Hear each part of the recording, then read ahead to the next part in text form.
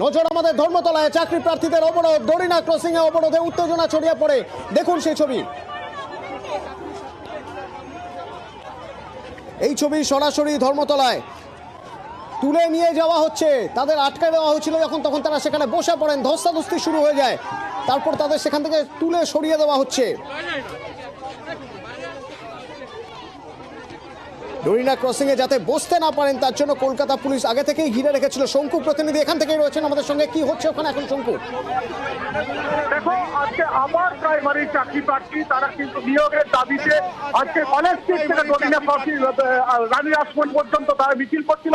Dorina crossing আসার পরই এক চাকরি প্রার্থী তিনি অসুস্থ হয়ে পড়ে, তাকে সেখানে নিয়ে বসেছিল অন্যান্য চাকরি প্রার্থীরা। তারা কিন্তু এই মুহূর্তে ডরিনা ক্রসিং এখন অবরোধ করেছে। তার মধ্যে যে একজন অসুস্থ হয়ে গেছিল তাকে এই মুহূর্তে এখান থেকে অ্যাম্বুলেন্সে করে এসএসকেএম হাসপাতালের দিকে নিয়ে যাওয়া হচ্ছে। অতনু, তোমাকে দেখাবো যে তুমি দেখতে পাচ্ছ যে রাস্তার মধ্যে আজকে ডরিনা ক্রসিং এর রাস্তার মধ্যে কিন্তু বসে রয়েছে একেবারে এখানে বসে পড়েছে চাকরি প্রার্থীরা। তুমি দেখতে পাচ্ছ তারা রাস্তায় শুয়ে পড়েছে। এই মুহূর্তে ডরিনা ক্রসিং রীতিমতো অবরোধ হয়ে পড়েছে, তারা রাস্তায় শুয়ে রয়েছে। আমি একটু কথা বলতে চেষ্টা করবো। দেখো,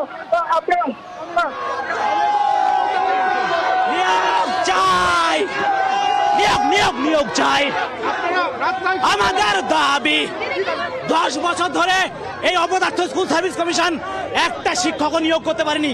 আপার প্রাইমারি আমরা 10 বছর দিয়ে যোগ্যতার পরিচয় দিয়ে রাস্তায় বসে আছি। আজকে দ্বিতীয় কাউন্সিলিং এর নোটিশ এবং জয়েনিং এর দাবিতে আজকে আমরা এই লড়াই করছি। যতক্ষণ দাবি হচ্ছে না মানছে ততক্ষণ আন্দোলন চলবে। শঙ্কু, পুলিশ তো তাদের সেখানে বসতে দিচ্ছে না, অবরোধ করতে দিচ্ছে না, তাহলে এর পরের কর্মসূচি কি করবেন তারা?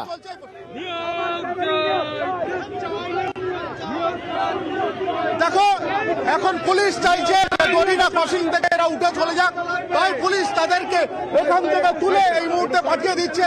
তুমি দেখতেই পাচ্ছ এই মুহূর্তে ডিসি পদমর্যাদার একজন রয়েছেন, তিনি আমাদের সঙ্গে রয়েছেন, এবং এসি পদমর্যাদার সমস্ত রয়েছেন।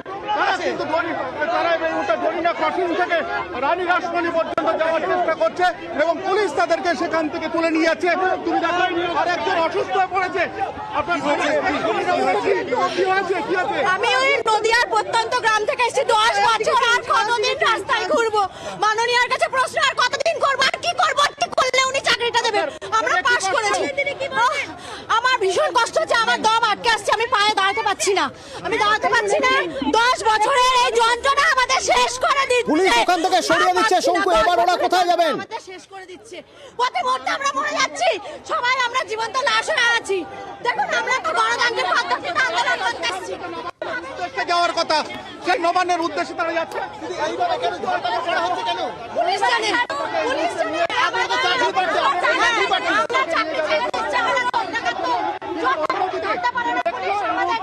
ডরিনা ক্রসিংয়ের অবস্থা, সেই ডরিনা ক্রসিং প্রচুর চাকরি প্রার্থী তারা এই মুহূর্তে রয়েছে, স্লোগান দিয়ে তারা সামনের দিকে এগোচ্ছে, কিন্তু খুব ধীর গতিতে এগোচ্ছে। অর্থাৎ এখানে বেশ কয়েকজন অসুস্থ হয়ে পড়লেও পুলিশের তরফ থেকে তাদেরকে চিকিৎসার জন্য নিয়ে যাওয়া হচ্ছে এবং প্রত্যেকে স্লোগান দিয়ে এই মুহূর্তে তারা চাকরির দাবিতে এবং তারা নিয়োগের দাবিতে তারা প্রত্যেকেই কিন্তু সামনের দিকে, অর্থাৎ রানী রাসমণিতে তাদের অবস্থানের কথা রয়েছে, সেই দিকে তারা যাচ্ছে। অতনু,